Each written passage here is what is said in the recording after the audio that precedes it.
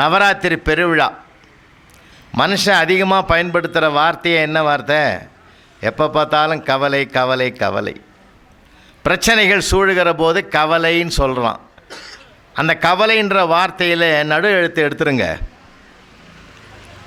கவலை எழுதி பாருங்கள், நடு எழுத்து எடுத்துருங்க. என்ன வருது? கலை வருது. கலையில் மனம் மூழ்கினால் கவலை தானாக போகும் என்பது தான் நவராத்திரி விழாவே. அதனால தான் அந்த கலை விழாக்களை நம்ம கொண்டாடுகிறோம். இது கூட பார்த்திங்கன்னா புத்தக திருவிழா. திருவிழான்ற வார்த்தையை திருப்பி போடுங்க, விழாதிருன்னு வரும். ஏ தமிழனே, உன் பண்பாட்டில், கலாச்சாரத்தில், நாகரிகத்தில், மனித நேயத்தில், உலகளாவிய பெருமையில் விழாதிருக்க வேண்டுமென்றால் அடிக்கடி திருவிழாவை செய் என்பது தான் திருவிழா என்று சொல்லிக்க அர்த்தம். ஏன்னா நமக்குன்னு ஒரு கல்ச்சர் இருக்குது. நான் அண்மையில் கூட லண்டன் போயிருந்தேன். ஒரு 20 நாள் அங்கே இருந்தேன். இப்போ அடுத்த மாதம் பாரிஸ் போகிறோம். அது வேறு. ஒவ்வொரு நாடுகளுக்கு நாங்கள் போகிற போது அங்கே தங்கணும்னா ஒரு சர்வே பண்ணிவிடுவோம். அப்போ நம்ம நாட்டினுடைய பெருமை அங்கே போன பிறகு தான் அதிகமாகவே நம்ம மனசில் அமருது. ஹிலாரி கிளின்டன் இந்தியாவில் ஒரு 6 மாத காலம் சுற்றுப்பயணம் பண்ணாங்க. அந்த அம்மா டெல்லியிலேருந்து ராமேஸ்வரம் வரைக்கும் அப்படியே சுற்றுப்பயணத்தை முடிச்சுக்கிட்டு திரும்பி அமெரிக்காவுக்கு புறப்படும் போது ஏர்போர்ட்டில் நிருபர்கள் கேட்டாங்க, இந்தியாவிலே சுற்றி பார்த்தீங்களோ, உங்களுக்கு என்ன பிடிச்சிருக்குன்னு கேட்டாங்க. இங்கே இருக்கிற கட்டடங்கள் பிடித்திருக்கிறதா, அல்லது ஒரு வேளை கோவில்கள் பிடித்திருக்கிறதா, என்ன பிடிச்சிருக்குதுன்னு கேட்டாங்க. அந்த அம்மா சொன்ன ஒரே ஒரு வார்த்தை, இந்திய தேசத்தில், அதுவும் தென்னாட்டு பகுதியில் இருக்கிற குடும்பங்கள் எனக்கு மிகவும் பிடித்திருந்ததுன்னு சொன்னாங்க. ஏன் கோயில்கள் பிடிக்கலையா அப்படின்னு கேட்டாங்க. கோயில்கள் பிடிச்சிருக்கு, ஆனால் நான் உலக நாடுகளில் எங்கள் ஊரில் பார்க்காத ஒரு சிறப்பு, தமிழ்நாட்டில் குறிப்பாக குடும்பங்களே கோயில்களாக இருப்பதை நான் பார்த்து பெருமைப்படுகிறேன். நான் சரி, அப்போ குடும்பமே கோயிலாக இருந்தால் அங்கே சாமி இருக்கணும்ல, இல்லையா? வழிபாடு இருக்கணும்ல. அதனால்தான் நம்ம பெரியவங்க என்ன சொன்னாங்க, தாயிற் சிறந்த கோவில் இல்லைன்னாங்க, தந்தை சொல் மிக்க மந்திரம் இல்லைன்னாங்க. அப்போ மந்திரமும் இருக்குது, கோயில் கர்ப்ப கிரகத்தை பெற்றிருக்கிற தாயும் இருக்கிறாள். ஏன்னா ஒரு பையனையோ ஒரு பெண்ணையோ உலகத்துக்கு உருவாக்கி தரணும்னா 2 இடம், ஒன்று கருவறை, இன்னொன்று வகுப்பறை. 2 இடத்துலையும் ஒன்று மனித பயிற்சி, இன்னொன்று உலக பயிற்சி, 2 இருக்குது. அப்போ அது 2யுமே சரியாக இருக்கணும். அதனால்தான் நம்ம நாட்டில் ஒரு பொன்மொழி உண்டு, மாதா பிதா குரு தெய்வம். மாதாவும் பிதாவும் குருவும் சரியான வழிகாட்டுகிற இடத்தில் இருந்து சரியாக அமைந்து விட்டால் வளர்கிற பிள்ளைகள் வரலாறு படைப்பார்கள் என்பதற்கு அற்புதமான ஒரு பொன்மொழியை உலகுக்கு தந்த குடும்ப வாழ்க்கையை உடையது நம்ம தேசத்தினுடைய வாழ்க்கை. அதனால்தான் பாரத பூமி பழம்பெரும் பூமி, நீர் அதன் புதல்வர் இந்நினைவு அகற்றாதீர்னு மகாகவி பாரதி சொன்னார். எப்படிப்பட்ட வரலாறு பெற்ற நாடுன்னா பிள்ளைகளுக்கெல்லாம் நிறைய சொல்லணுங்க. அவனுக்கு தெரிஞ்சது 5 சப்ஜெக்டு தான். பிள்ளைகளுக்கெல்லாம் பார்க்கணும், அது அவன் படிக்கிற படிப்பே அவனுக்கு முழுமையான அறிவாயிடாது. அதுதான் இந்த தலைப்பினுடைய ஆழமான சிந்தனையே. நம்ம படித்தது கடுகளவு கூட இல்லைன்றது தான் எனக்கு. ஏதோ ஒரு கடலில் ஒரு சிறு துளி, கடற்கரை மணலை எண்ண முடியாது, மணலிலே ஒரு சின்ன துகள் தான் நம்ம படிச்சிருப்போம். கோடிக்கணக்கான மில்லியன் கணக்கான துகள்கள் இன்னும் படிக்காதது எவ்வளவோ இருக்குது. அதனால தான் படிக்காட்டாலும் பரவாயில்லை, கேட்க தயாராகிருன்றது தான் திருவள்ளுவருடைய அன்பான வேண்டுகோள். ஏன்னா படிக்கிறது ஒரு புத்தகத்தில் நம்ம வாசிக்கலாம், கேட்குறதில் பல நூல்களுடைய கருத்துக்களை ஒரே இடத்துல நல்ல வாய்ப்பாக கேட்கலாம். அதனால்தான் 2 குறள் இந்த பிள்ளைகளுக்காக சொல்கிறேன். ஒரு அருமையான குறள், படிக்கிற நல்ல பிள்ளைகள் கற்க சொல்லு, கற்க கசடர கற்பவை கற்றபின் நிற்க அதற்கு தக. சில இடங்களுக்கு நான் போய் ஆரம்பிப்பேன், கற்க, அவனும் கற்கன்னுவான். அப்புறம் கசடர கசடர, அவனும் பின்னாடியே ஓடுவான். இங்கே பிள்ளைகள் உங்கள் தமிழாசிரியர்கள் எல்லாம் நான் பாராட்டுறேன், ஏன்னா நல்லா சொல்லி கொடுத்துருக்காங்க. கற்க கசடர கற்பவை கற்றபின் நிற்க அதற்கு தக. எத்தனை சொல்லு? 7 சொல்லு. மேலே 4 சொல்லு, கீழே 3 சொல். அதுக்கு சீருன்னு பேர். இந்த 7 சொற்களிலுமே எந்த சொல்லிலும் துணைக்கால் கிடையாது.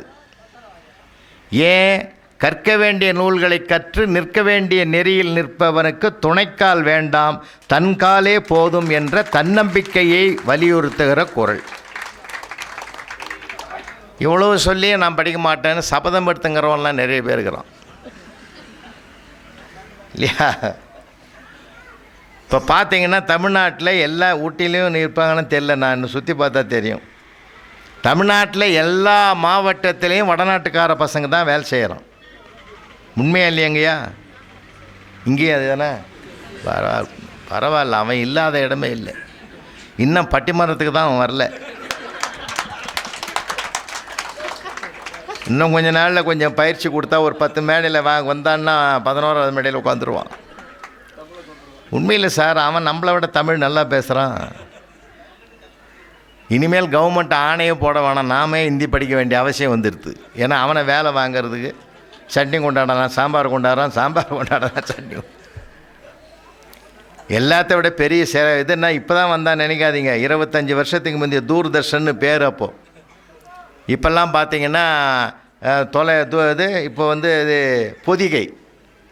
அது யார் பார்க்குறான்? இப்போ ஒருவேளை எங்கே பார்க்குறாங்களோ? யாரும் பார்க்குறதில்லை. ஏன்னா உலகத்திலேயே 100 சேனல் இருந்தாலும் காணாமல் போனவர்களை அறிவித்த ஒரே சேனல் அதுதான்.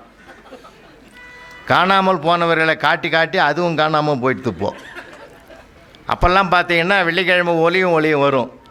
எங்கள் ஊர் கோயில் குருக்கள் கூட பொழுதோட கதவை சாதிட்டு போடுவார்.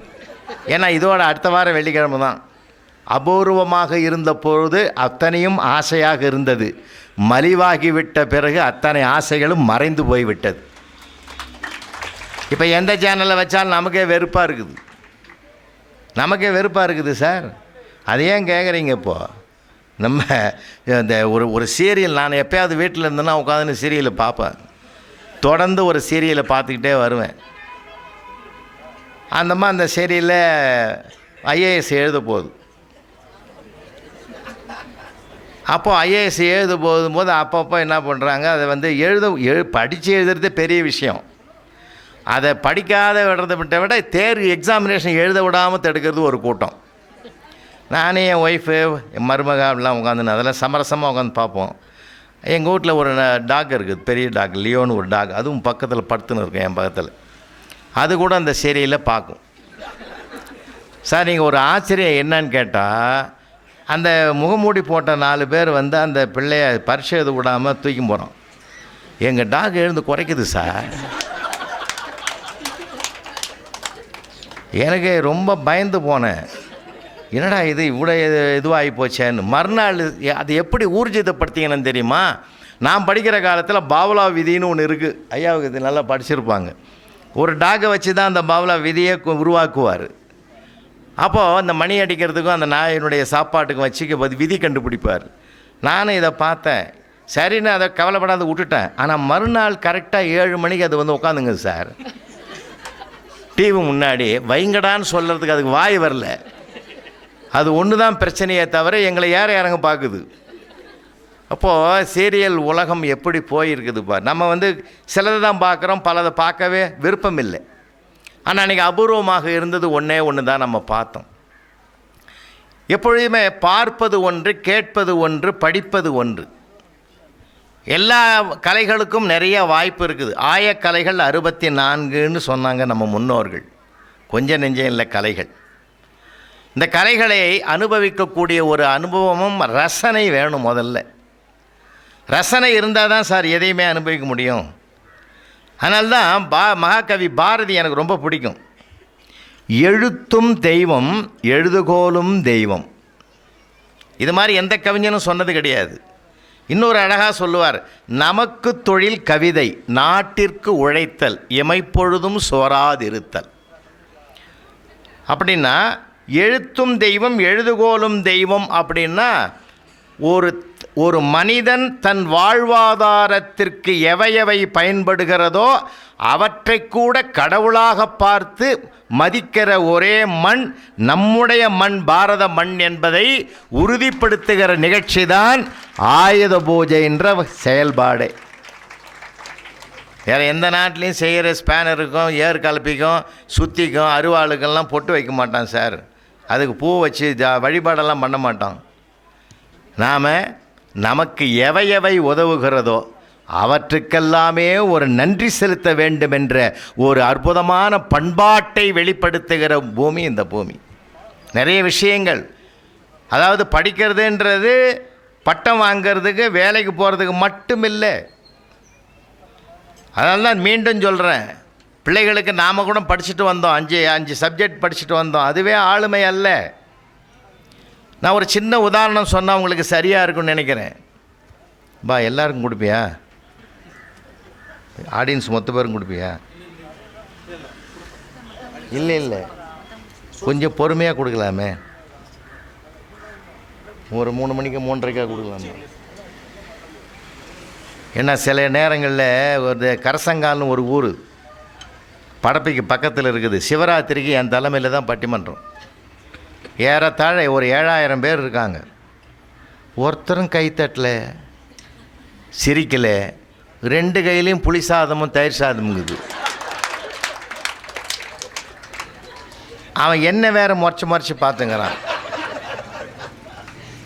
இது ஏன்னா நம்ம ஆரம்பிச்சிட்டோம்னா ஒரு வேளை விளம்பர இடைவேளை மாதிரி ஏதாவது இருந்தாலாவது கொஞ்சம் சாப்பிட்டுக்கலாம்.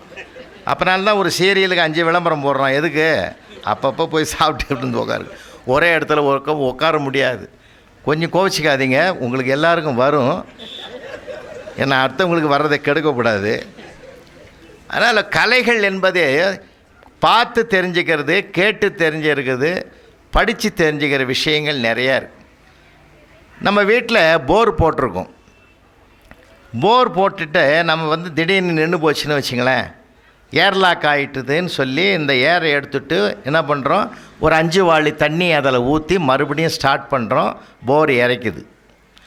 ஊற்றிய தண்ணீராகி 5 வாளி மட்டும் வர்றதில்லை. ஏற்கனவே பூமியில் ஊறி கிடக்கிற தண்ணீரை வெளியிலே கொண்டு வருவதற்கு அந்த 5 வாளி தண்ணி பயன்பட்டது. அதான் உண்மை. நமக்குள்ளே இருக்கிற ஞானத்தை வெளிப்படுத்துவதற்குத்தான் அந்த 5 சப்ஜெக்டும் உதவுகிறதே தவிர அதுவே முழுமையான அறிவாகாது, ஞானமாகாது. அதனால தான் இன்றைக்கி வளரும் தலைமுறைக்கு நான் ஒன்று வணங்கி கேட்டுக்கிறேன்பா, நிறைய நூல்களை படிங்க. நிறைய புத்தக திருவிழாவுக்கு நானும் போனேன், சுற்றி வந்தேன்றது பெருமை இல்லை. இத்தனை ஸ்டால் போட்டிருக்காங்கன்னு சொல்லிக்கிறதுல பெருமை இல்லை. எத்தனை புத்தகங்கள் வாங்கினோம் என்பதும் பெருமை இல்லை. எதையெல்லாம் படித்து தெரிந்திருக்கிறோம் என்பது தான் முக்கியமானது. இன்னும் சொல்ல போனால் நமக்கு பல விஷயங்கள் தெரிஞ்சிருக்குது, ஆனால் புரிஞ்சிருக்குதா? தெரிஞ்சுக்கிறது வேறு, புரிஞ்சுக்கிறது வேறு. இன்றைக்கி எங்கள் வீட்டம்மா கேட்குது, 43 வருஷம் ஆகுது எனக்கு கல்யாணம் ஆகி, நான் சொன்னேன்னா புரிஞ்சுதா? சார் அவங்க என்ன சொல்கிறாங்கன்னு எனக்கு தெரியுது, ஆனால் அதன் ஆழம் புரியுதா? தெரிதல் வேறு, புரிதல் வேறு. பல விஷயங்கள் நமக்கு தெரிஞ்சிருக்கு, ஆனால் புரிஞ்சிருக்குதான்றது தான் கேள்வி. புரிஞ்சுக்கிட்டோம்னு வச்சுங்களேன், அதனுடைய புனிதத்தன்மை நமக்கு நல்லா தெரியும். புரிந்து கொண்ட பிறகு அது என்றைக்கும் நம் மனதை விட்டு அகலாது. அதனால தான் கிளாஸ் ரூமில் வாத்தியார் கேட்குறார், நான் சொன்னேன்னா புரிஞ்சுதாடா, புரிஞ்சுதா அப்படின்வார். எங்கள் ஆசிரியர் ஒருத்தர் இருக்கார், அற்புதமாக நடத்துவார். அவர் அதாவது புஸ்தகத்தில் இல்லாதது அவர் புத்தியில் இருக்கிறது. எவரெஸ்ட் சிகரம் எத்தனை அடி உயரம் அப்படின்னு இன்ஸ்பெக்டர் கேட்குறாரு. பையனுக்கு சொல்ல தெரியல, ஆனால் எங்கள் ஆசிரியர் சொல்கிறார், அவனுக்கு எப்படி குழு கொடுக்குறாரு பார். 8 எட்டா போனால் 4 எட்டில் போகலான்டா, தெரியாதா உனக்கு? எப்படி 8 எட்டா போனால் 4 எட்டில் போகலான்டா தெரியாதான்னா 8848 அடின்றத 8 எட்டா போனால் 4 எட்டில் போகலான்னு அவனுக்கு சோசகமாக சொல்லி கொடுத்தாரு. பார்த்தீங்களா? இதுதான் என்ன அருமை. வந்த இன்ஸ்பெக்டருக்கு தெரியல, சபாஷ் நல்லா சொல்கிறான்னாரு. அவர் எப்படி சொல்லி கொடுத்தாருன்றது அவர் தெரிதல் வேறு, புரிதல் வேறு. ஏன்னா ஒரு தன்னுடைய ஒய்ஃபுக்கு கூட ஃபஸ்ட்டு திருமண நாள், முதல் திருமண நாளுக்கு ஒரு கிஃப்ட் கொடுக்கணுன்னு ஹஸ்பண்ட் நினைக்கிறான். எப்படிப்பட்ட ஃபேமிலியிலேருந்து வந்தாலும், ஒரு ராயல் ஃபேமிலியாக இருந்தாலும் கூட சின்ன ஒரு சாக்லேட் அந்த பிள்ளை விரும்புதுன்னா அந்த விரும்புகிறத வாங்கி கொடுத்தா அதில் வர ஒரு மகிழ்ச்சி, ஒரு அலாதி இன்பம், இதெல்லாம் எந்த சிலபஸ்லையும் இருக்காது. அது எந்த சிலபஸ்லையும் தாண்டிய வாழ்க்கை பாடம். அது வேறு விஷயம். அப்படி தான் ஒருத்தன் என்ன பண்ணால், அந்த திருமண நாளுக்கு அவளுக்கு ஏதாவது பரிசு கொடுக்கணும்னு நினச்சி, அந்த அம்மாவுக்கு தெரியாமலே வாங்கி கொடுக்கணும்னு நினச்சி ஒரு பெரிய ஷாப்பிங் மால் போகிறான். அந்த மாலில் போய் தேடுறான். ஒரு பொருளை பார்க்குறான். இது என்னன்னு கேட்டான். இது தெர்மாஸ் பிளாஸ்கியான்னு சொன்னார் மால் ஓனர். அப்படின்னா என்னன்னு கேட்டான். இதில் ஜில்லுன்னு வச்சா ஜில்லுன்னு இருக்கும், சூடாக வச்சா சூடாக இருக்கும்னா. சபாஷ், இந்த மாதிரி ஒரு பொருள் நாங்கள் பார்த்ததே கிடையாது, எங்கள் வீட்லேயும் இல்லை. இது என்ன விலைன்னா 1500 கொடுத்து வாங்கியாச்சு. வாங்கிக்கிட்டு நேராக வீட்டுக்கு கொண்டாந்து ஒய்ஃபுக்கிட்ட கொடுத்தான். அந்த அம்மா வாங்கும்போது அவ்வளோ வெயிட்டாக இருந்தது. என்னையா இதுன்னு கேட்டுது. திறந்து பாரு, உனக்கு அப்போ தான் தெரியும்னா. என்ன விஷயத்தை விலைக்கு சொல்லு. இல்லை இதுக்கு பேர் தெர்மாஸ் பிளாஸ்க்குன்னு சொன்னார் கடைக்காரன். நம்ம வீட்டில் இல்லை, உனக்கும் தெரியாது, எனக்கும் தெரியாது. இதில் ஜில்லுன்னு வச்சா ஜில்லுன்னு இருக்குமா, சூடாக வச்சா சூடாக இருக்கும்னு சொன்னான். அப்படின்னு உள்ளே இருந்து ஒரு ஐஸ் கப்பையும் எடுத்தான். அடியில் காப்பியும் இருக்குது. இவன் சூடான காப்பியும் அதிலே ஊற்றிட்டான். ஐஸ்கிரீம் வாங்கி உள்ளே வச்சுருக்கிறான். இது தெரிஞ்சு வச்சானே தவிர இதை தனித்தனியாக வைக்கணுன்றது புரியல அவனுக்கு.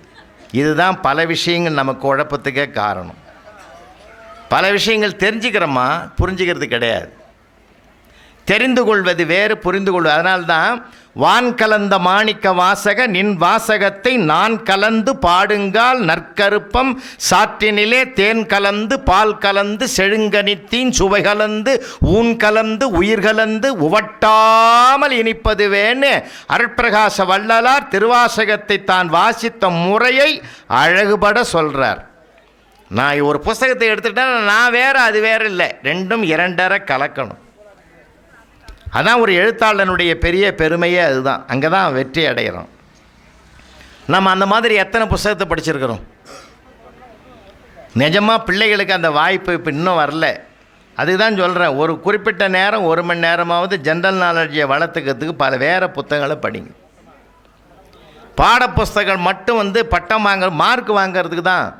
மார்க் வாங்கிறதுக்கு 5 சப்ஜெக்டு, மதிப்பு வாங்கிறதுக்கு தான் லைப்ரரியே உங்களுக்காக காத்திருக்கு. நிறைய படிக்கணுயா, நிறைய படிக்கணும். உலக செய்திகள்லாம் நிறைய தெரியணுயா, நிறைய விஷயங்கள் தெரியணும். பண்பாடு இல்லாத கல்வி நிறைய உருவாகி போச்சு இப்போது. அதுக்கு நம்ம பிள்ளைகள் மேலே மட்டும் காரணம் இல்லைங்க. பிள்ளைகள் மட்டும் காரணம் இல்லை, பெற்றோர்களாகிய நாமும் தான், சமுதாயமும் காரணம். இன்னைக்கு அந்த காலத்தில் என்னென்ன சொல்லி கொடுத்தோம், இப்போ அதெல்லாம் கிடையாது, இப்போ எல்லாம் போயிட்டுது. நான் பிள்ளைகளை மட்டும் நான் குறை சொல்ல மாட்டேன். ஏன், அவன் சமூகம் என்ன மாதிரி சமூகம் மாறி கிடக்குது. அவன் படிக்கலை, அவன் உருப்படலை, அவன் சரியில்லைன்னு ஒருபோதும் என் தேசத்து இளைஞர்களை குறை சொல்லவே வேண்டாம் என்று உங்களை நான் அன்போடு கேட்டுக்கொள்ளுகிறேன். அவன் சரியாக தான் இருக்கான். இப்போ நாங்கள்லாம் ஐயா இருக்கிறார், ஜெயராம் ஐயா இருக்கிறார், ஐயா இருக்கிறாங்க, நாங்களாம் இருக்கிற போது, சின்ன பிள்ளைய படிக்கிற போது எங்களுக்கு இவ்வளவு தொந்தரவே கிடையாதுயா. எந்த இடையூறு இருந்தது எங்களுக்கு? டிவி இருந்ததா, செல்ஃபோன் இருந்ததா? ஒரு செல்ஃபோன் போதுமே, ஒரு செல்ஃபோன் போதுமே. இது நல்ல கருவி தான். ஆனால் அவசியத்துக்கு பயன்படுத்தாமல் அனாவசியத்துக்கு பயன்படுத்துகிற ஒரு கருவியாக மாறி போச்சா இல்லையா? அதில் இல்லாததே கிடையாது உலகத்தில். 1000 தொந்தரவுகள் இது அதில். இதையும் மீறி என் தேசத்து பிள்ளைகள் உலக நாடுகளில் எல்லாம் கொடிகட்டி பறக்கிறான்னா அவனை நம்ம பாராட்டத்தான் செய்வேன். நான் பாராட்டணுமா அந்த பிள்ளைகளை? என்ன அருமையாக. ஏன்னா அவங்ககிட்ட அவன் படிக்கிறது இப்போ கொஞ்சம்தான், இதனுடைய வாழ்வாதாரத்துக்கு தேடி படிக்கிறான்.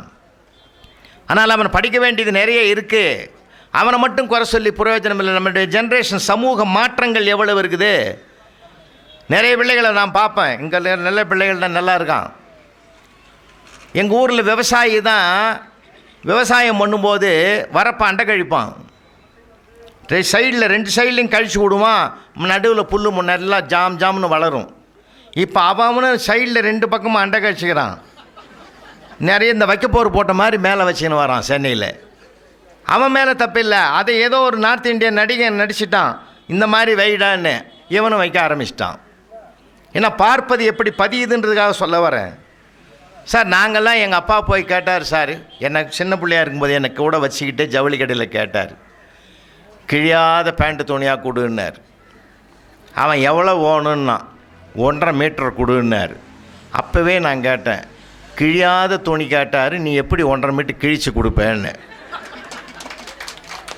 அப்போ எங்கள் அப்பா சொன்னார், அதிக பிரசங்கித்தனம் பேசாதரான்னார். அப்போ கிழியாத பேண்ட்டு போட்ட காலம் எங்கள் காலம். இப்போ கிழிஞ்ச பேண்ட்டு போட்டுன்னு சுற்றின்னு வரான். 2 முட்டிலையும் கிழிச்சு விட்டுக்கிறான், இந்த பக்கம் சைட்லையும் கிழிச்சு விட்டுக்கிறான். அதில் வேற பெரிய சிக்கல் என்னன்னா, கிழியாத பேண்ட்டை விட கிழிஞ்ச பேண்ட்டு தான் விலை அதிகம். இப்போ நான் என்ன கேட்குறேன், அவன் எந்த சமூகத்தில் வலம் வரான்? அப்போ அவனை மட்டும் குறை சொல்லி போகிறோம். சமூகம் மாறணும். சமூகம் தன்னை மாற்றிக்கொள்ள தயாராக இருந்தால் அவனும் தன்னை மாற்றிக்கொள்ள தயாராக இருப்பான். ஏன்னா எல்லா நாடுகள்லையும் போய் பார்த்த உண்மையை சொல்கிறேன். அங்கே நம்ம குறிப்பாக தமிழ்நாட்டு பிள்ளைகள் மிக மிக 2 விஷயத்தில் அங்கே சிறப்பாக இருக்கிறார்கள். ஒன்று நம்பிக்கையை பெற்றிருக்கிறார்கள், இன்னொன்று நன்றாக உழைப்பவர்கள் என்ற பெயரையும் பெற்றிருக்கிறார்கள். இங்கே தான் நமக்கு கொஞ்சம் தலைகீழே இருக்குது. எதுக்காக சொல்கிறேன்னா, இன்றைக்கி இருக்கிற நிலைமை, படிப்பு என்பது ஒரு பரந்துபட்ட ஞானத்தினுடைய வெளிச்சத்தை தரக்கூடிய வல்லமை வாய்ந்தது. இன்னும் சொல்ல போனால் சாதாரணமானதில்லை. ஆரம்பத்தில் நான் சொன்னேன், கருவறை வகுப்பறைன்னு 2 சொன்னேன். ஒரு காலத்தில் அம்மாவும் அப்பாவும் படிக்காதவர்கள், குடும்பத்தில் 4 பிள்ளைங்க இருந்தால் 2 படிக்கும், அது 2 படிக்காது. எங்கள் பெரியப்பா கள்ளங்கபடம் இல்லாத மனுஷையா, 16 பசங்க அவருக்கு. எவனோ கல்யாணத்தில் வாழ்த்திட்டுக்கிறான் அவர் காதுபட, 16 பெற்று பெருவாழ்க வாழ்கன்னு. அதை நிறைவேற்றிட்டார். இத்தனைக்கு அவர் போஸ்ட் மாஸ்டர், வெளியிலையும் டெலிவரி உள்ளேயும் டெலிவரி. யாராவது பையன் அந்த அவருக்கு 10 பையன் 6 பொண்ணு. ஒரு பையனை பார்த்து இது பையன் பேர் என்னான்னு கேட்டால் தெரியாது அவருக்கு. எங்கள் பெரியம்மாவை தான் கூப்பிட்டு கேட்பார், இந்த 8ஆம் நம்பர் பையனுக்கு பேர் கேட்குறாங்க சொல்லுன்னுவார். எதுக்கு நான் இதை நினைவுபடுத்துகிறேன்னா, அத்தனை பிள்ளைகள் இருந்த காலத்துலேயும் அவங்க கவலைப்பட்ட வரலாறு இல்லைங்க. 100 ரூபாய் சம்பளம் 1000 ரூபாய் வாழ்க்கை. இன்றைக்கி 1000 ரூபாய் சம்பளம் 100 ரூபாய் வாழ்க்கை கூட நம்ம வாழலைன்றது தான் என்னுடைய ஆதங்கம்.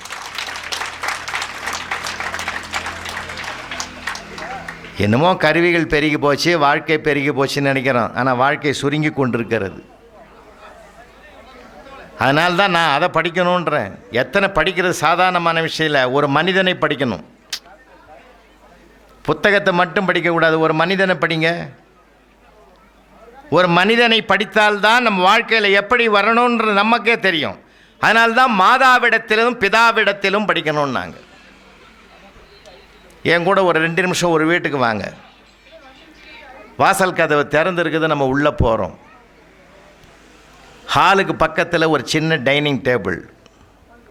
அப்பா அப்படி உட்காந்துங்கிறார். இதில் 7ஆம் கிளாஸ் படிக்கிற பையன் உட்காந்துங்கிறான். அம்மா அடுப்பங்கரையில் விறகு அடுப்பு, சிலிண்டர் கிடையாது, விறகு அடுப்பு. அதில் ரொட்டி தயார் பண்ணுது அந்த அம்மா. உடம்பு வேற ஜலதோஷம் பிடிச்சிருக்கு. அந்த ரொட்டியை கொண்டாந்து தட்டில் வைக்கிறாங்க, அப்பா தட்டில். பிள்ளை பார்க்குறார், கண்ணை மூடுறார். ஏன் அவ்வளவு கரேர்னு தீஞ்சு போச்சு அது. என்னப்பா இவ்வளோ கரேர்னு இருக்குது அப்படின்னார். ஆனால் அப்பா அவனுடைய பதில் என்ன தெரியுமா? அம்மா காதுபட சொல்கிறார், அம்மாடி ரொட்டியை ரொம்ப முருகலாக பண்ணிட்டியோ, சூப்பர், அருமையாக இருக்குது, எங்கேயும் கிடைக்காது இது மாதிரி. முருகல்னார். பிள்ளை சொல்கிறான், கருகல் நீ முருகல்ன்றேன். அப்போது பிள்ளைக்கு மட்டும் அப்பா சொன்னார், மெல்ல சொன்னார், அடே அம்மாவுக்கு உடம்பு சரியால்லாட்டாலும் மறுக்காமல் நமக்கு தயார் பண்ணி கொடுத்தாலே இந்த ரொட்டியை, இதுவும் நான் கருகிவிட்டது என்று சொன்னால் ஏற்கனவே எரிகிற அடுப்பில் முகம் கருகி கொண்டிருக்கிறாள். இந்த வார்த்தை அவளை மனம் கருக வைத்துவிடும். மனம் கருகுகிற வார்த்தையை சொல்லக்கூடாது. அந்த பிள்ளை எந்த சிலபஸில் இல்லாதது, எங்கேயும் படிக்க முடியாதது அப்பாவின் நாவில் படிக்கிறார். அதை கேட்டுக்கொண்டு வளர்ந்ததனால்தான் பிற்காலத்தில் குழந்தை கேட்ட கேள்விக்கும் குனிந்து பதில் சொன்னார். வேறு யாரும் இல்லை, மேதகு அப்துல் கலாம் என்கிற மனிதர். அதனால்தான் சொன்னான், தந்தை சொல் மிக்க மந்திரமில்லை. தாயிற் சிறந்த கோவில் இல்லை. ஏன் சொன்னா? தாயை கோயிலாக்குறது காரணம் என்ன? கடவுள் இருக்கிற இடம் கருவறை. ஒவ்வொரு தாயினுடைய உள்ளே ஒரு உயிர் உருவானதும் அதுவும் கருவறை. தாயின் வயிற்றில் இருக்கிற அந்த கருவறையில் ஒரு சீவன் இருக்கிறது. அந்த கருவறையில் ஒரு சிவன் இருக்கிறான். இதுவும் உயிர்ப்பு, அதுவும் உயிர்ப்பு. அதனால்தான் தாயை கடவுளுக்கு சமமாக சொன்னார்கள். எல்லா இடங்களிலும் தான் நேரடியாக வந்து அருள்பாலிக்க முடியாது என்பதற்காகத்தான் தன்னுடைய பிரதிநிதியாக தாயை படைத்திருக்கிறான் என்று பெருமானார் நபிகள் நாயகம் அவர்கள் சொல்லுகிற கருத்தை நாம் நினைந்து பார்க்க வேண்டும். அதனால் குடும்பம் மனித பயிற்சி கொடுக்குற இடமையா. அதனால தான் நம்ம நிறைய எந்த பல்கலைக்கழகங்களாலும் பட்டம் கொடுத்துரும். ஆனால் குடும்ப வாழ்க்கை மட்டும்தான் மனித பயிற்சி கொடுக்கும். இது இல்லை, இன்னைக்கு இல்லை. அதுதான் வருத்தத்தோடு சொல்கிறேன். அதை நம்ம சொல்லாமல் சொன்ன பாடம் அதெல்லாம். நல்லா நினைவு இருக்கும் பெரியவங்களுக்கு. உள்ளங்கையை நீட்டுவாங்க குழந்தையாக இருக்கும்போது, முழங்கையை வைப்பாங்க. பப்பு கடைன்னு ஒரு விளையாட்டை ஆரம்பிப்பாங்க. இது ரசம் பூவா, இது பப்புவா, இது சாம்பார் பூவா, இது மோர் பூவா, எல்லாத்தையும் கலந்து அம்மாவுக்கு ஒருவாய், அப்பாவுக்கு ஒருவாய், தாத்தாவுக்கு ஒருவாய், பாட்டிக்கு ஒருவாய், பெரியப்பாவுக்கு ஒருவாய், சித்தப்பாவுக்கு ஒருவாய், அத்தைக்கு ஒருவாய், மாமாவுக்கு ஒருவாய், அண்ணனுக்கு ஒருவாய், தம்பிக்கு ஒருவாய், எதிர்விட்டங்களுக்கு ஒருவாய், பக்கத்தொட்டு தாத்தாவுக்கு ஒருவாய்ன்னு பகிர்ந்து கொடுக்கிற பண்பாட்டையும் அந்த குழந்தைக்கு அந்த விளையாட்டிலேயே சொல்லி கொடுப்பா. பண்பாட்டோடு சொல்லி கொடுத்து அந்த குழந்தைக்கு நண்டூறுது நரி ஊறுதுன்னு ஒரு பாட்டை சொல்லி கிச்சு மூட்டி கலகலன்னு அந்த குழந்தையை சிரிக்க வைக்கிறாளே தாய். ஏன் தெரியுமா? அடுத்தவர்களுக்கு கொடுக்கிற போது சிரித்து கொண்டே கொடுக்க வேண்டும் என்ற குணத்தை சொல்லி கொடுத்தவள் அவள். இது இன்னைக்கு காணாமல் போச்சு. எல்லா வீட்லேயும் காணாமல் போச்சு. குழந்தைக்கு பசிக்குதா, கிண்ணத்தில் பால் சோறு போட்டு செல்ல கையில் கொடுத்துரும். அது கார்ட்டூனை பார்த்துக்கினே அள்ளி போட்டுது. அதுக்கு பால் சோறுன்னு தெரியல, மோர் சோறுன்னு தெரியல. அந்த குழந்தைய வளர்ந்த பெரிய ஆளான பிற்பாடு கிச்சனில் இருந்தால் அந்த அம்மா தட்டில் சாம்பார் ஊற்றி பொரியலில் வச்சு தட்டில் கையில் கொடுக்குது. அது கொண்டாந்து டிவி ஆன் பண்ணிவிட்டு அங்கே உட்காந்து சாப்பிட்றான். அந்த அம்மா அங்கேருந்து குரல் கொடுக்குது, யோ டிவிக்கு முன்னாடி உட்காந்து சாப்பிடாத, டேஸ்ட்டு தெரியாது. அவன் சொல்கிறான், அது டேஸ்ட்டாக இருந்தால் நான் ஏண்டி டிவி முன்னாடி உட்காடுறேன்றான். எவ்வளோ சிக்கல் இருக்குங்க. வாழ்க்கை பாடம் லேசான விஷயம் இல்லைங்க. என் அன்னையிடம் கற்றது அன்பு, என் அப்பாவிடம் கற்றது உழைப்புன்னார் மேதகு அப்துல் கலாம். அக்னி சிறைகளில் போய் படித்து பாருங்க.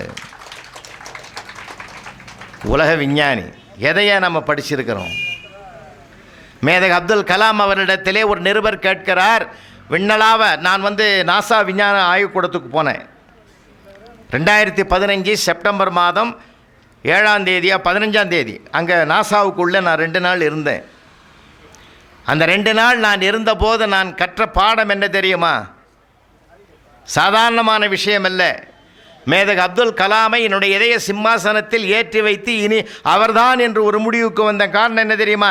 இன்றைக்கு கூட நான் சொல்கிறேன், ஊட்டியில் இந்த மேடையில் என்ன நடக்குதுன்றதை அடுத்த செகண்டே அறிவிக்கக்கூடிய சேட்டலைட் அத்தனை தொழில்நுட்பம் வளர்ந்திருக்கக்கூடிய இடம்தான் நாசா விஞ்ஞான கூடம் என்றால் மேதகு அப்துல் கலாம் அவர்கள் பொக்ரான் அணுகுண்டு சோதனை நிகழ்த்திய போது அப்பயே கண்டுபிடிக்க முடியல நாசாவால். 45 மணித்துளிகளுக்கு பிறகுதான் அதனாலேயே கண்டுபிடிக்கப்பட்டது என்றால், அதனால்தான் வல்லரசாகும் இந்தியா என்று மறுநாளே அமெரிக்கா வாய் திறந்து சொன்னான். எவ்வளோ பெரிய விஞ்ஞானியா அவர், எவ்வளோ பெரிய. அப்போ யார் பிரைம் மினிஸ்டராக இருந்தாங்க தெரியுமா? மாண்புமிகு அடல் பிஹாரி வாஜ்பாய் அவர்கள் போய் சொல்கிறார், பொக்ரான் அணுகுண்டு சோதனை நிகழ்த்தலாம்னு பார்க்குறோம். அணுகுண்டு சோதனை நிகழ்த்துறது ரகசியமாக இருக்கணும், இல்லை இது உலகத்துக்கு தெரிஞ்சிட்டா எப்படி ஆகும்? ரகசியம் போயிட்டான். ரகசியம் போவே போகாது. இதில் உறுதியாக சொல்கிறேன்னாரு கலாம். எதை வச்சு சொல்கிறேன்னாரு வாஜ்பாய். உங்களுக்கும் கல்யாணம் ஆகலை, எனக்கும் கல்யாணம் ஆகலை, ரகசியம் வெளியிலே போவாதுன்ட்டார். சார் உலக அதிசயம் சார், 45 மணிக்கு 3/4 மணி நேரத்துக்கு பிறகு தான் சார் நாசாவுக்கே தெரிஞ்சுது. மிரண்டு போனான் அவன். அதை விட பெரிய நமக்கு தெரிய வேண்டிய விஷயம் என்ன தெரியுமா? மறுநாள் பேரம் பேசினான் மேதக் அப்துல் கலாம். அமெரிக்காவுக்கு வந்துரு, மில்லியன் கோடியில் உன் குடும்பத்துக்கே செட்டில் பண்ணிடுறேன், வந்துடுறியான்னா என் உடலும் உயிரும் இந்திய மண்ணுக்கே சொந்தம்னு மறுத்தார். இந்த பண்பாட்டை படிக்கணிய 4 நாள் 8, 8ல் 3 போனால் 1, 7, 8ல் 3 போனால் 4, அப்படி அது எல்லாம் படிப்பு. அதெல்லாம் ஏதோ ஒன்று தெரிஞ்சுக்கிறதுக்கு தான், அவ்வளோதான். புரிஞ்சுக்கிற படிப்பு அது அல்ல. அதுக்காக நான் சொல்கிறேன், நிறைய புத்தகங்களை பாருங்க. ஏன் அரசியல் நம்ம நிறைய பேசுகிறோம் சார், அந்த அரசியல் சரி, இந்த அரசியல் எல்லாம் சரியாக தான் இருக்குயா. நம்ம பார்க்குற பார்வை இருக்கணும், படிப்பினை. அதில் நிறைய பேர், எத்தனை பேர் என்ன கொடுத்துருக்குறாங்க தெரியுமா? நிறைய நிகழ்வுகள் நான் சொல்லுவேன், அதெல்லாம் நீங்கள் படிக்கணுன்றேன். ஐயா கொடுத்த தலைப்புக்கு ஏற்ற மாதிரி கற்றது கடுகளவுன்ற மாதிரி, கல்லாதது மலையளவுன்ற மாதிரி இந்த மண்ணிலே, தமிழ்நாட்டு மண்ணுக்கு ஒரு பெரிய பெருமை என்ன தெரியுமா ஐயா?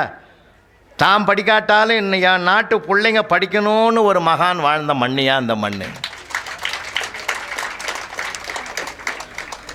ஐயா நாம் நடத்தி இருக்கிற எத்தனையோ அணைகளை கட்டியிருக்கிறோம், எத்தனையோ இதெல்லாம் திறந்திருக்கிறோம், எத்தனையோ சாலைகளை அமைச்சிருக்கிறோம், எவ்வளவோ பெருமைகள் பண்ணியிருக்கிறோம், ஆறுகள் நீர்ப்பாசன வசதிகள்லாம் ஏரி குளங்களெல்லாம் பண்ணியிருக்கிறோமே. இதெல்லாம் ஒரு திரைப்படமாக எடுத்து இப்போ வெளியிட்டோம்னா இன்னும் நமக்கு அடுத்த தேர்தலில் ஜெயிக்கலாம், ஒரு 2 லட்சம் ரூபாய் செலவாகும் அப்படின்னு சொல்கிறாங்க ஒருத்தருங்க. நெருங்கிய ஒரு நண்பர் சொல்கிறார், அட போயா, அந்த 2 லட்சம் ரூபாய் இருந்தால் 4 பள்ளிக்கூடம் கட்டுவேன்னாரு. அவர் தாயா பெருந்தலைவர் காமராஜர். அவர்கிட்ட இருந்து நிறைய படிக்கணும். பேரறிஞர் அண்ணாவிடத்திலிருந்து நிறைய படிக்கணும். தந்தை பெரியார் இடத்துலேருந்து நிறைய சார் படிக்க வேண்டியது நிறைய இருக்குய்யா, நிறைய இருக்குது. அதனால தான் புத்தகங்கள் என்பது சாதாரணமானதல்ல. புத்தகத்தை அப்படி நீங்கள் விரிச்சாலே ஒரு சிறகு, பறவையின் சிறகு விரிந்தது போல் இருக்கும். மனமாகிய பறவையை சிறகு விரிக்க பறக்க வைக்கக்கூடிய வல்லமை ஒவ்வொரு புத்தகத்துக்கும் இருக்கிறது. ஒரு நிகழ்ச்சி உங்களுக்கு நினைவுபடுத்துகிறேன், தேடினாலும் கிடைக்காத செய்தி அது. பெருந்தலைவர் காமராஜர் முதலமைச்சராக இருக்கிறார். அப்போ என்ன பண்ணிட்டாங்க, இப்போல்லாம் இந்த டிவி கிடையாது, அப்போது ரேடியோ தான். 6 மணிக்கு செய்தி வரும். 6 மணிக்கு செய்தி ஆன் பண்ணிட்டாங்க. எங்கள் எம்எல்ஏ ஹாஸ்டலில் மாண்புமை மூக்கையா தேவர் எம்எல்ஏ, சட்டமன்ற உறுப்பினர். அவருக்கு ஒரு பியூனு, அவன் பேர்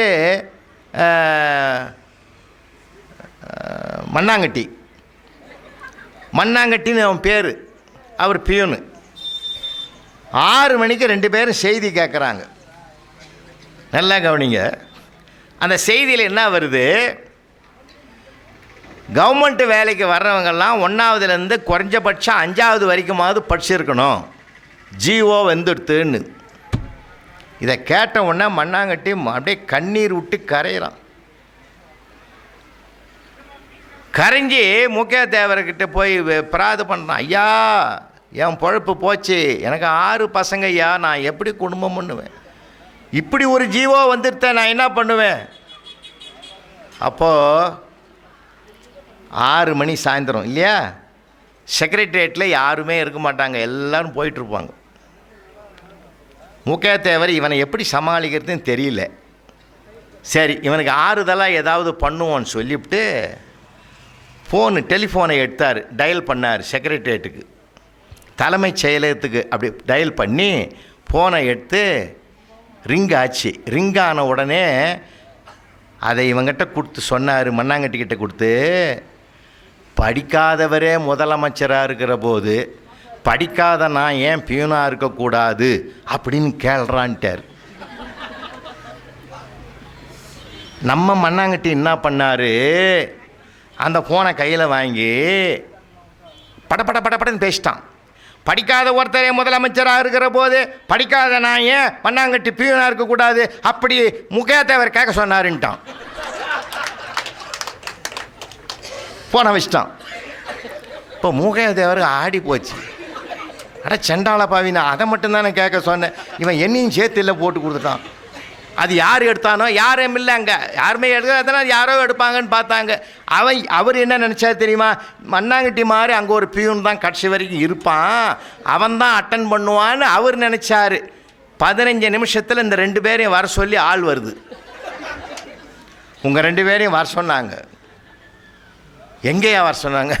பெருந்தலைவர் தான் வர சொன்னாருன்னாங்க. பக்குன்னு 2 பேருக்கும் போகிறாங்க உள்ள.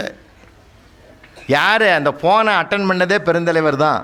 எல்லாரும் போயிட்டாங்க, அவர் போகலை. எல்லா ஃபைலையும் பார்த்து கையெழுத்து போட்டு உட்காந்துக்கிறாரு. ஃபோன் அடிக்கவே எடுத்தார். எடுத்த உடனே நம்ம மேதக மண்ணாங்கட்டி அப்படி பேசிக்கிட்டார். இந்த செய்தி நேரடியாக போனதுனால என்ன பண்ணார், என்ன அவங்க முதலமைச்சருங்க 2 பேரும் உள்ளே போகிறாங்கங்க. பெருந்தலைவர் என்ன சொன்னார் தெரியுமா, மண்ணாங்கட்டி என்னை மன்னிச்சிருப்பா, நீ இப்படி பாதிப்பேன்னு நான் எனக்கு தெரியாதுப்பா, உன்ன மாதிரி எத்தனை பேர் இருப்பான், நாளைக்கே நான் அந்த ஜீவோவை மாற்றிடுறேன், இனிமேல் வருகிறவர்கள் 1ஆவதுலேருந்து 5ஆம் வகுப்பு வரையில் படித்திருக்க வேண்டும்னு ஜீவோவை மாற்றிடுறேன். இந்த அனுபவ பாடத்தை படிக்கணும். புத்தகத்தில் நம்ம படிக்கிறது இதெல்லாம் எங்கே இருக்க போகுது? ஒருவருடைய அனுபவம். பிறப்பெனப்படுவது யாதெனக் கேட்டேன், பிறந்து பார் என்று இறைவன் சொன்னான். இறப்பெனப்படுவது யாதெனக் கேட்டேன், இறந்து பார் என்று இறைவன் சொன்னான். மனையாள் சுகம் யாதெனக் கேட்டேன், மணந்து பார் என்று இறைவன் சொன்னான். நட்பெனப்படுவது யாதெனக் கேட்டேன், பழகிப்பார் என்று இறைவன் சொன்னான். அனைத்தும் நான் அனுபவித்துத்தான் அறிய வேண்டுமென்றால் ஆண்டவனே நீ எதற்கு என்றேன். ஆண்டவன் சற்று அருகே வந்த அந்த அனுபவம் என்பதே நான் தான் என்றான். ஒவ்வொருத்தருடைய அனுபவம் ஆண்டவனுடைய அனுபவம். எப்படி பேசணும், எப்படி எழுதணும் யாருக்காவது தெரியுதா சார்? எல்லாமே ஏதோ மனப்பாடம் பண்ணிவிட்டுமா. நான் கேட்குறேன், இன்றைக்கி இந்த மேடையில் பகிரங்கமாக கேட்குறேன், சார் ஸ்டேட் ஃபஸ்ட்டு வந்தான், செகண்டு வந்தான், அதில் ஒன்றும் பெருமை கிடையாது சார். நீங்கள் கடந்த ஒரு 20 ஆண்டுகளை 25 ஆண்டுகளை சர்வே பண்ணி பாருங்கள். மாநிலத்தில் முதல் மதிப்பெண் ஏற்றவெல்லாம் எங்கே இருக்கிறான்? தேடினாலும் கிடைக்காத இடத்துல இருக்கிறான். 50 மார்க் 60 மார்க் வாங்குறதான் பிரகாசமாக இருக்கிறான். ஐயா, மார்க் வாங்கிறதுனாலே ஒருத்தனுடைய மதிப்பு ஏறிடுதுன்னு நினைக்காதீங்க. நான் பிறந்த அதே ஊரில் தான் பிறந்தவர், ரயில்வே போர்டு ஸ்கூலில் தான் படித்தவர். விழுப்புரம் ரயில்வே ஸ்டேஷனுக்கு பக்கத்தில் இருக்கிற ரயில்வே போர்டு ஸ்கூலில் படித்து பல்வேறு துறைகளிலே கால் பதிவு செய்து இன்றைக்கு சந்திர மண்டலத்திலேயே லேண்டரை நிற்க வைத்த பெருமை வீரமுத்துவேல் என்ற மாபெரும் மனிதனுக்குத்தானே அது சாத்தியமாகி இருக்கிறது. அவர் என்ன மாநிலத்தில் முதல் மார்க் வாங்கினவரா சார்? புத்தகத்தில் இருக்கிறத மனப்பாடம் பண்ணி வாந்தி எடுக்கிறத விட அவன் புத்தியில் என்ன இருக்குதுன்னு பார்க்கணும். ஏன் உள்ள என்ன இருக்குதுன்றதான் தெரிஞ்சுக்கணுமே தவிர அவனுக்குள்ள இதெல்லாம் திணிக்கக்கூடாது. ஊட்டுவது வேறு, திணிப்பது வேறு. நம்ம திணிக்கிறோம் பிள்ளைகளை, அவனுடைய ஒரிஜினாலிட்டியே மறைஞ்சு போகுது. விடுங்க, அப்படியே அவன் இயல்புக்கு விடுங்களேன், அருமையாக வருவான். சாதனை படைப்பாங்க, வரலாறு படைப்பான். நாம தான் நினைக்கிறேன் நீ இதுவாகணும். அதனால தான் பல பிள்ளைங்கள்லாம் பார்த்தீங்கன்னா நீட்டில் பாவம் பிள்ளைங்கள் படுதோல்வி அடைஞ்சிட்டாலும் தோல்வி அடைஞ்சதுனால நான் அடுத்த வதிவை இல்லையா, உங்களுக்கெல்லாம் நான் ஒன்று சொல்லி வைக்கிறேன். விரும்பியது கிடைக்கவில்லை என்றால் கிடைத்ததை விரும்பிக்கொள் என்ற பக்குவத்தை பிள்ளைகளுக்கு உருவாக்குங்கள். இதெல்லாம் பாடப்புத்தகத்தில் எழுதி வைக்க மாட்டான். அப்படி கற்றுக் கொடுங்க, மனப்பக்குவத்தை உருவாக்குங்க. இந்த துறையில்னா அந்த துறை.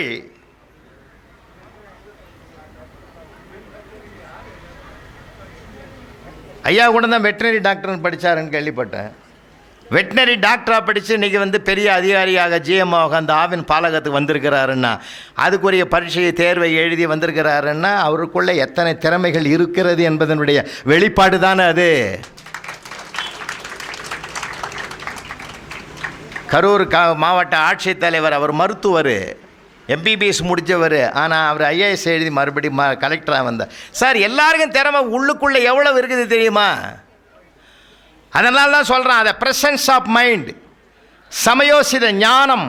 இந்த தகவல் உங்களுக்கு பிடிச்சிருந்தா லைக் பண்ணுங்க, உங்க ஃப்ரெண்ட்ஸுக்கு ஷேர் பண்ணுங்க, மறக்காம எங்க சேனலுக்கு சப்ஸ்கிரைப் பண்ணுங்க.